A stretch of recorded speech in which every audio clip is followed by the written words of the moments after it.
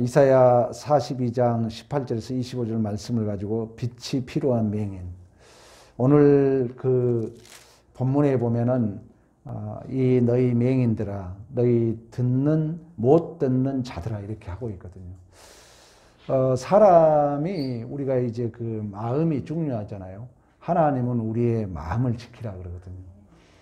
그러니까 우리 인간을 이제 우리가 육체와 영혼으로 나누지 않습니까?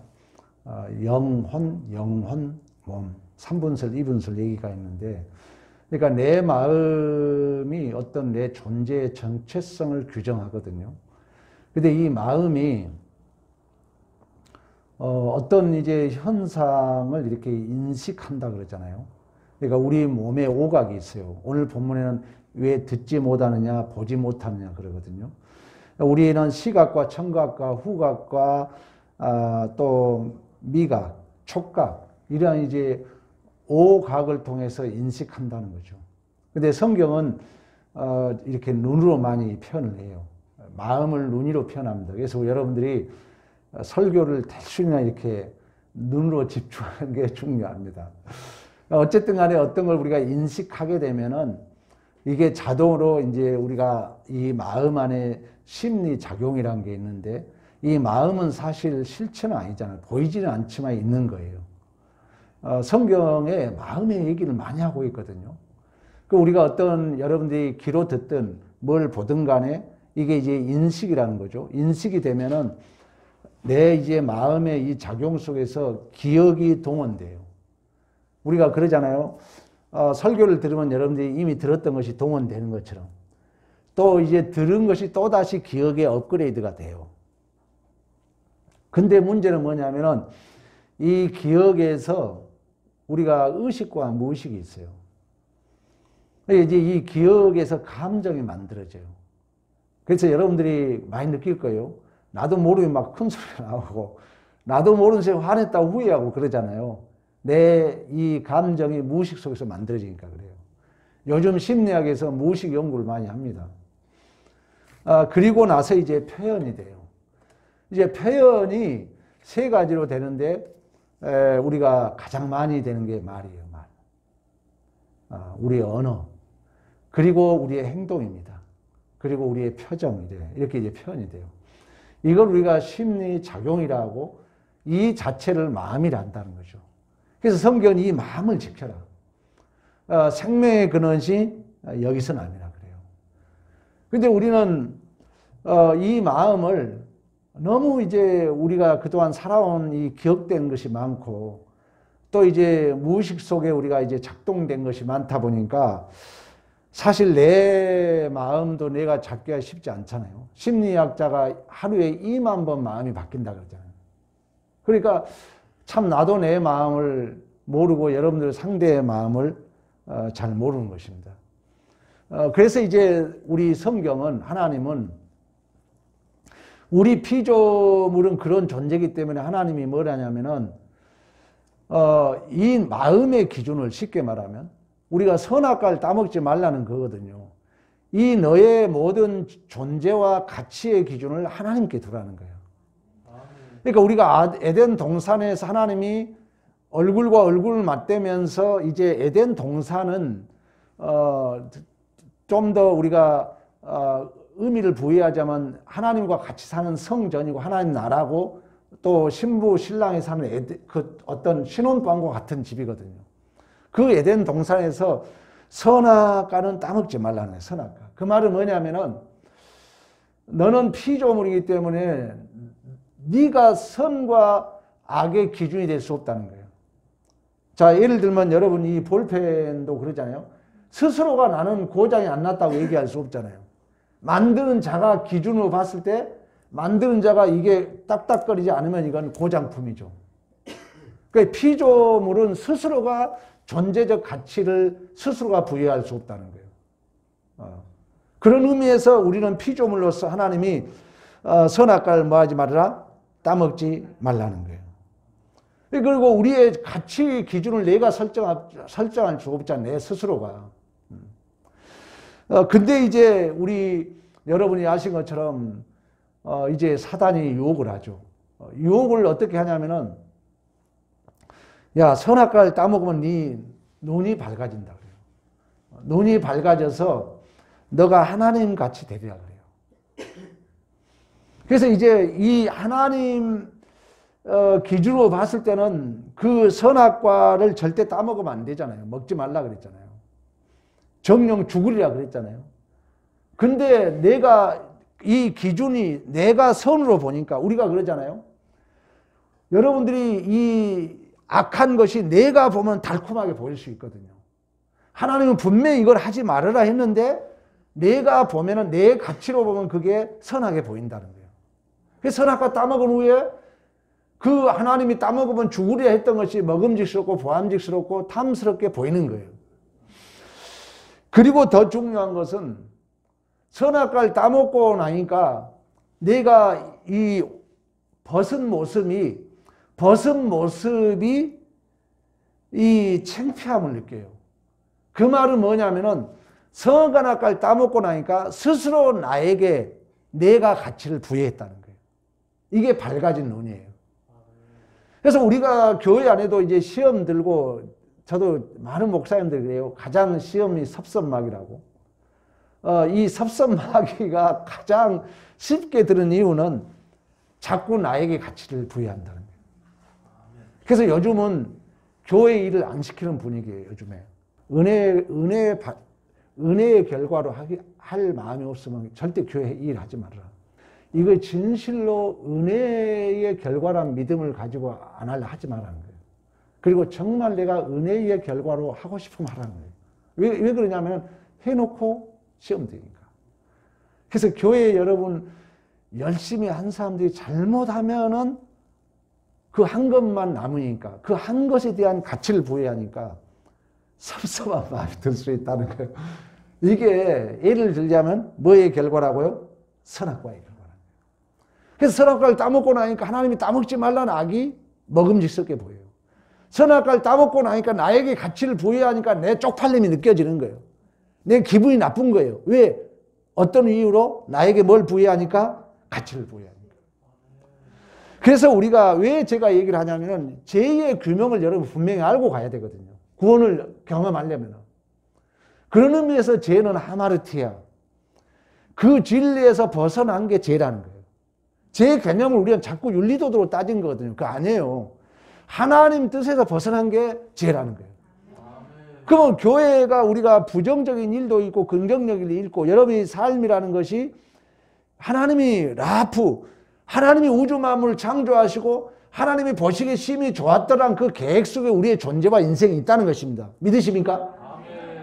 그러면 우리가 지나가다가도 또 긍정적인 일이 있는가 하면은 우리가 현상적으로는 부정적인 일도 있을 수 있거든요. 근데 큰 뜻에서는 우리가 하나님의 손길에 있다는 거예요.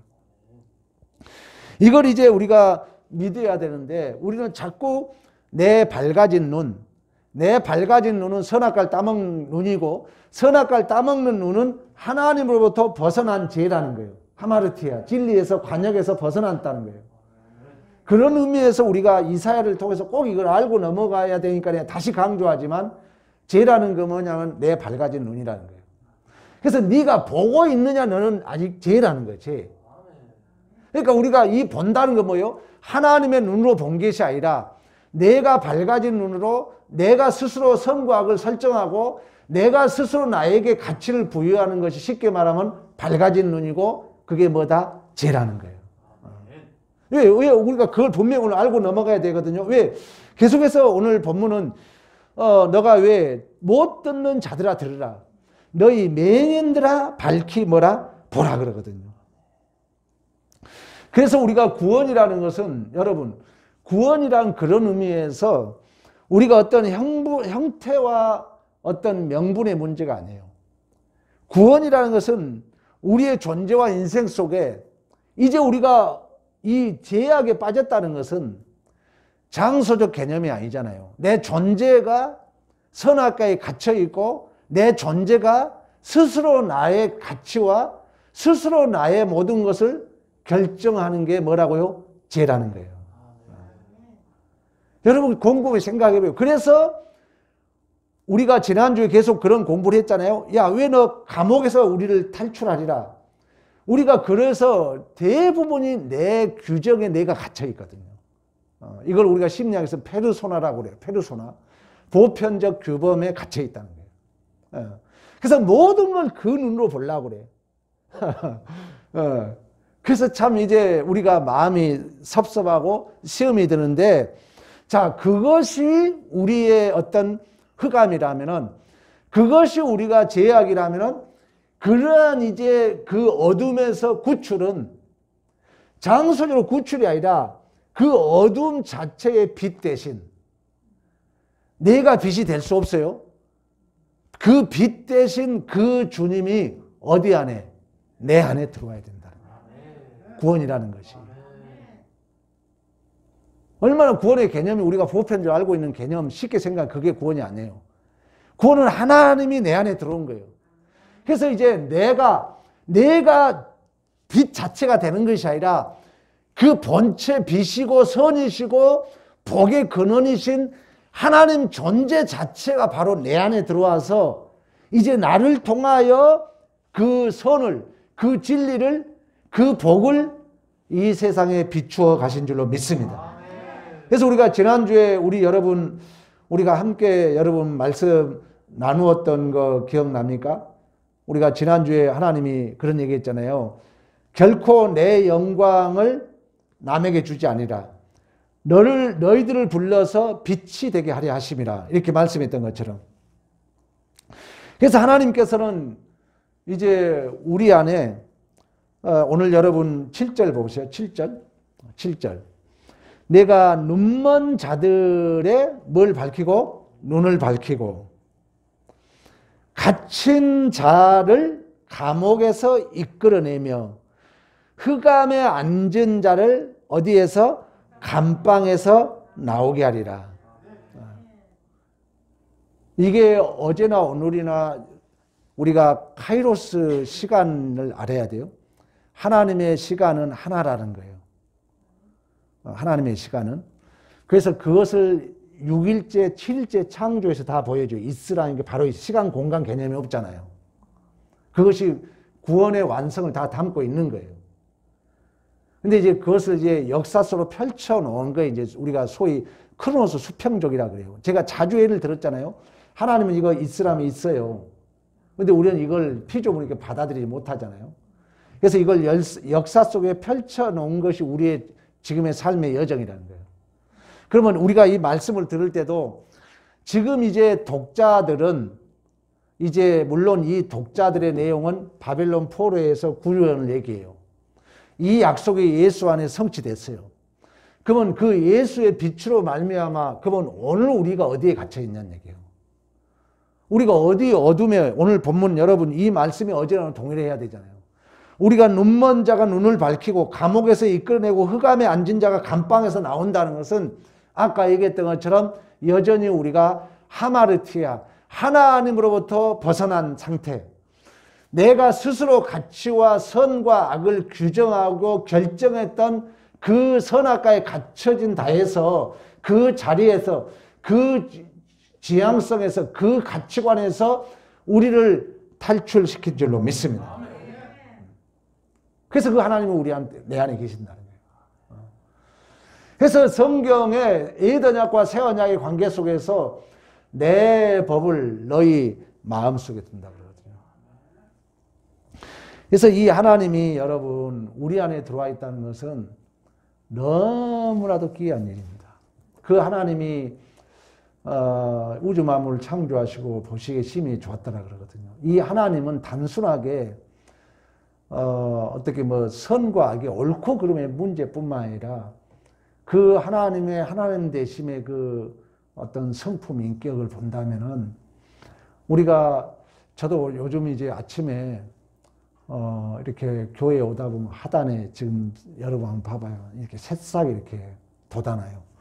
그리고 이 꽃이 피고 이 자연의 이 아름다움을 보면은 감탄사가 나올 수밖에 없거든요. 이 모든 우주 만물은 하나님을 계시 보여주고 있잖아요.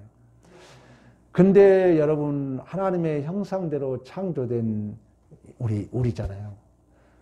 물론 우리가 이제 타락해서 보니까 참 여러분들이 미움도 있고 마음에 안 드는 부분도 있지만 여러분 어린 아이들 가끔씩 한번 봐봐요. 난 우리 저 손녀도 있고 어린 애들을 이렇게 가끔씩 보면은 그 생김새건 웃는 모습이건 이건 또 다른 피조새하고 다르잖아요. 그 모습 속에 그 하나님의 선하심과 그 하나님의 하나님 되심을 작은아마 이 우주 만물을 통해서 보여주고 있거든요. 그리고 이제 그 하나님이 정말 이제 누구신가를 이제 우리는 그 약속의 실체이신 예수 그리스도를 통하여 우리에게 보여줬죠. 그러면 이제 구원이라는 것은 여러분 꼭 아셔야 돼요.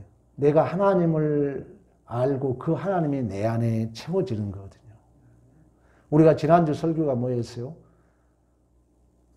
이제 이 박해라는 것은 궁극적으로 내 옛사람과의 갈등이거든요.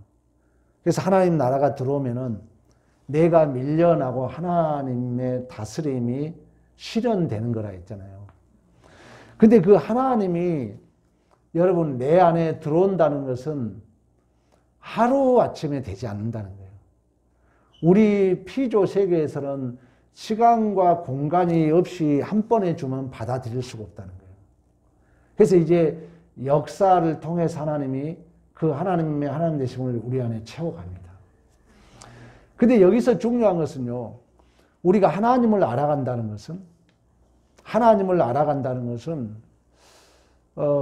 하나님이 우리 광야에서 이끌었던 것처럼 하나님은 계속 하나님만을 바라보게 이끌거든요. 그래서 형통이라는 얘기도 얘기했죠. 형통이라는 것은 우리 안에 부족함이 없는 상태를 성경 형통이라 하지 않아요. 내가 하나님만을 바라볼 수밖에 없는 그 현실을 형통이라 그러거든요. 그러니까 여러분들이 막 뭐가 부족함이 전혀 없은 상태가 형통이 아니라 뭔가 부족한 듯 하면서 하나님을 바라볼 수밖에 없는 그 상태를 형통이라는 거예요. 그걸 좀 더 고급한 표현이 심령이 가난한 자가 복이 있나니 천국이 뭐라고 그래요? 저희 것입니다. 근데 문제는 뭐냐면은 이 현실을 여러분들이 믿음으로 정직하게 살아가야 돼요. 근데 여기 이제 믿음이 필요하거든요. 의인은 믿음으로 말미암아 산다 그러잖아요. 근데 이 사람들이 이 어려운 현실을 하나님의 그 충만함을 채워가려면은 여러분들이 그걸 감당을 해야 되거든요. 근데 우리는 자꾸 세상적인 힘을 빌려서 그 현실을 모면해 보려고 그런다는 거예요. 이스라엘 역사를 얘기하는 거예요. 너희들이 약속의 땅 가나안 땅에 들어가서 하나님만 바라보고 살아 그러거든요. 그게 안식일 개정이에요. 그래서 안식일 날 여러분들이 교회에 오고 11조를 한다는 것은 고백이에요, 고백. 안식일 날 일을 하지 않고 교회만 나온다는 건 뭐냐면은 모든 생사교회 주권이 누구에게 있다? 하나님에게 있다는 거예요. 그래서 이스라엘 백성들 죄를 범할 때, 지적할 때 뭘 하냐면은 너희들이 성전을 더럽게 했고 말씀 규례를 안 지켰고 세 번째는 안식일을 범했다 그래요. 그래서 광야에서 하나님이 안식일 때는 만나와 메추라기를 매일 주잖아요. 만나를 매일 줘요. 그리고 안식일 전에는 이틀분이 나와요. 그리고 안식일 날은 가지 마라 그래요. 근데 꾸역꾸역 믿지 않고 가거든요. 안 줘요. 그 말은 하나님이 모든 것의 주인이라는 거예요. 그러니까 하나님만을 바라봐야 되기 때문에 풍성하면 하나님 바라보겠어요? 안 바라보겠어요? 안 바라봐요. 이게 믿음이에요, 여러분. 근데 이제 이 믿음이 이걸 싫어 사람은 인간은 이게 자꾸 자기 욕심대로 채우고 싶거든요. 그래서 바알과 아세라 신이 뭐예요? 풍요의 신이에요. 신랑 신부, 남신 여신 해가지고 생육번성 충만. 그래서 우리는 자꾸 인간적 힘을 빌려서 우리가 하나님을 의지해야 되는데 내가 힘들고 어렵든 몸이 아프든 어떤 일이 있든 그 삶의 정황은 누굴 의지하도록? 하나님을 의지해서 구원이 뭐라고요? 하나님을 내 안에 채워가는 거라니까요, 여러분. 믿음으로 그냥 구원받는 것 말이 맞지만 구원의 본질적인 하나님을 채워가는 거예요. 여러분 천국에 가면은 하나님 사는 거예요. 하나님을 내 안에 채워가는 거예요. 쉽게 말하면. 그러면 그 어렵고 힘들어도 그 지지고 볶는 삶을 통해서 하나님을 알고 하나님을 내 안에 채워가는 줄로 믿습니다. 이 믿음이 없으면은 이제 이 복이 구원이 잘못 가는 거예요. 이 세상 막 더 많이 갖고 부귀영화 누름으로 착각하는 거예요. 그래서 하나님을 내버려 두고 세상을 의지하게 된다는 것입니다. 이스라엘 역사가 그러잖아요. 그래서 그들이 우상을 이제 섬기고 결국 이제 이 우상은 사실 헛것이란 뜻이거든요. 우상의 원문을 해석해 보면 엘릴이라고 해석이 돼가지고 헛된 것이라는 뜻이 있어요. 근데 우상이라는 것은 영원하지 않는 거라는 거예요. 하나님만 영원하잖아요. 그래서 이 우상을 숭배하게 되면 결국 우리들의 눈과 길이요 진리요 생명 되신 하나님과 멀어지게 하는 줄로 믿습니다. 우리가 구원이라는 것은 하나님을 내 안에 채워가는 거거든요. 그래서 하나님이 우리에게 계명을 줄 때도 제1계명이 뭡니까? 하나님 외에는 다른 신을 내게 잊지 말라고 그래요. 하나님만 바라보라는 거예요. 그러니까 하나님을 바라보게 되면 하나님을 만난다 그랬잖아요. 우리가 여러분 산상수훈 중에 기억납니까? 마음이 청결한 자는 복이 있나니 하나님을 뭔다 했어요? 본다 그랬거든요. 그러니까 하나님을 보게 되면은 하나님이 답이니까, 하나님이 진리니까 하나님을 내채워가야 되는데 자꾸 우리의 마음이 갈라진다는 거예요. 그래서 마음이 청결한 마음이란 것은 기억납니까? 우리가 이 거울을 봤을 때 오물이 제거됐을 때 청결하다 그러잖아요. 그래서 우리가 이 청결한 마음을 해석을 해보면은 두 개 하나인 거예요, 하나. 더 쉽게 말하면 갈라지지 않는 마음이거든요. 청결한 마음이에요. 그러니까 이 청결한 마음은 원 상태에서 오물이 끼었는데 그 오물이 없어진 상태거든요. 그러니까 이물질이 들어간 것이 이제 불결함이잖아요. 그 불결함은 두 가지가 들어갔다는 거예요. 한 가지 이상이 들어갔다는 거예요. 그러면 불결함은 두 가지, 한 가지 이상이 들어갔단 말이고, 청결한 마음을 그 차원에서 해석하면은 갈라지지 않는 마음. 두 가지 이상 마음을 갖지 않는 마음. 이 마음이 뭐라고요? 청결한 마음이라. 그 마음을 갖게 되면 하나님을 보게 된다는 거예요.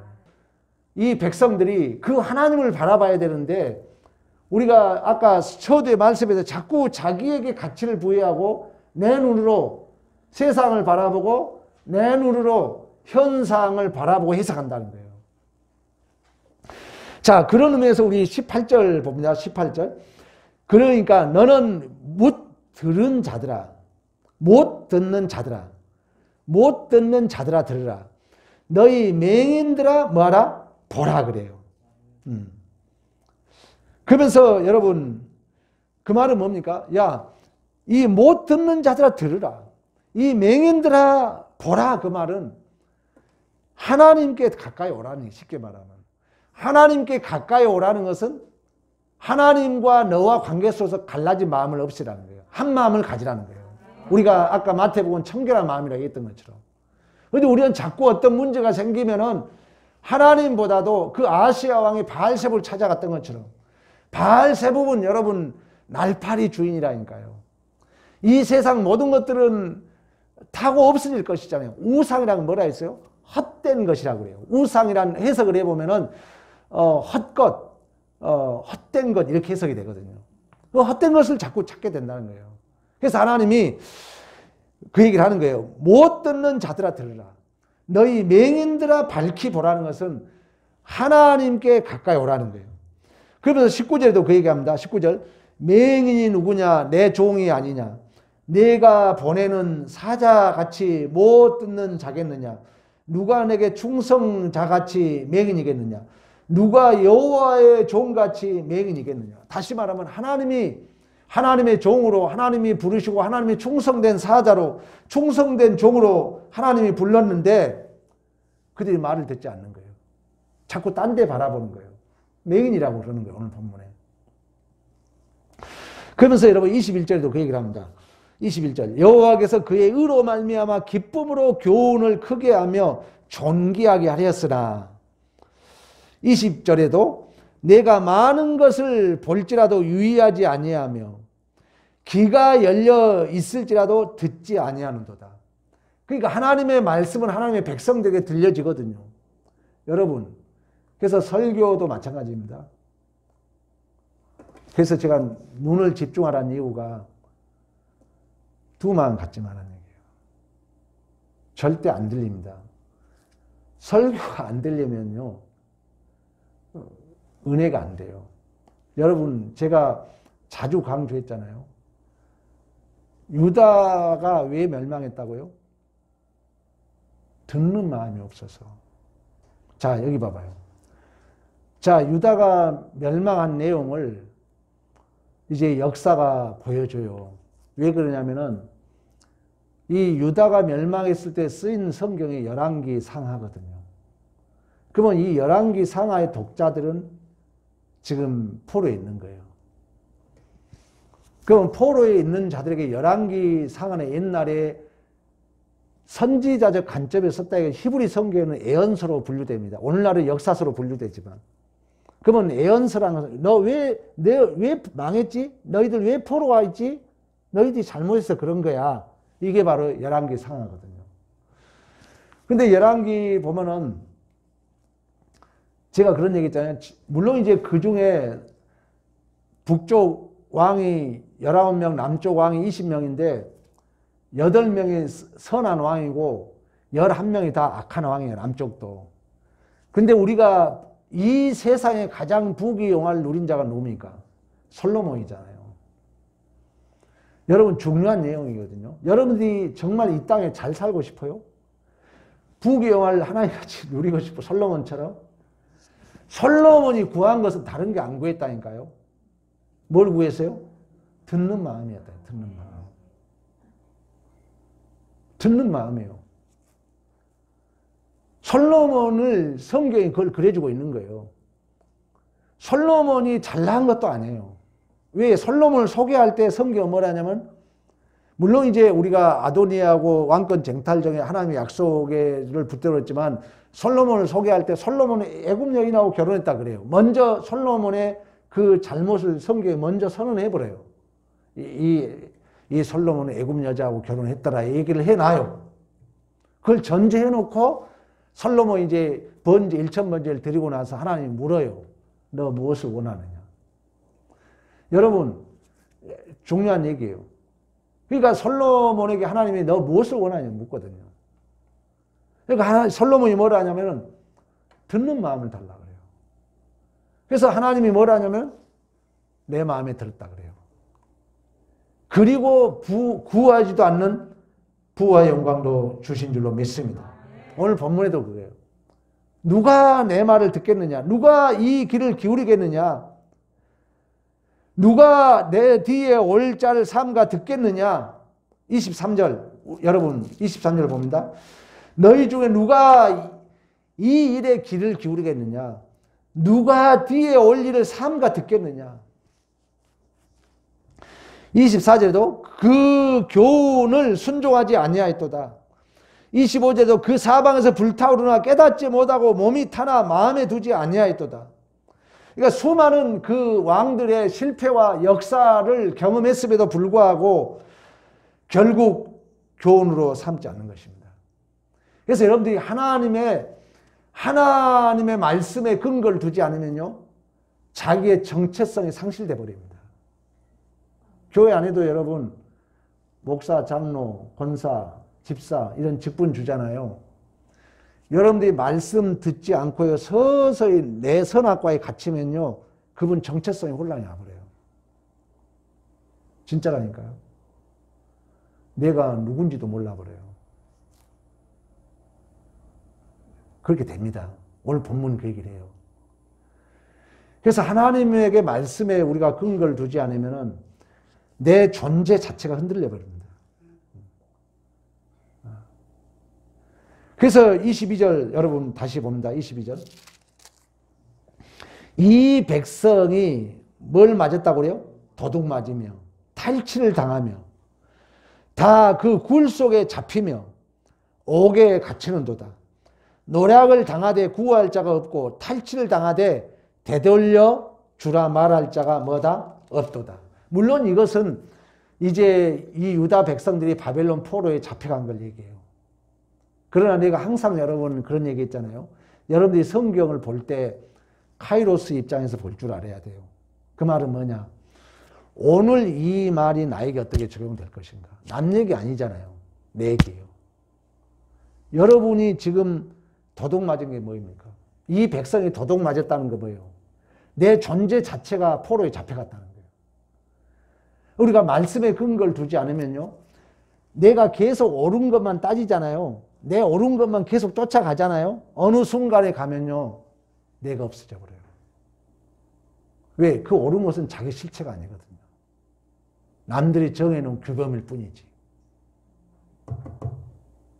오늘의 이 말씀이 나에게 어떻게 적용되는 얘기예요. 그래서 우리가 하나님에게 가치를 두지 않으면은 자꾸 하나님에게 내 근거를 두지 않으면은 우리 믿는 자들은 내 존재 자체 정체성이 없어져 버려요. 그러면 이건 뭐 성도도 아니고 뭣도 아니고 혼자 이제 자기 마음대로 애매한 입장에 서버립니다. 그러면 그걸로 끝나는 게 아니라 그 영향이 내 전 존재에 영향이 미쳐요. 그래서 여러분들이 어려워도 규범을 지켜주는 거예요. 교회의 그 질서와 규정에 지켜줘야 돼요. 그렇지 않고 내 편의주의로 가다 보면은 이 이스라엘 백성들이 도둑 맞은 것처럼 이방 땅으로 가니까 자기의 정체성이 잃어버리잖아요. 그런 것처럼 내 존재 자체가 흔들려 버려요. 그래서 오늘 본문에 그러잖아요. 그리고 그들이 22절에 다 굴 속에 잡히며 옥에 갇히는 거예요. 옥에.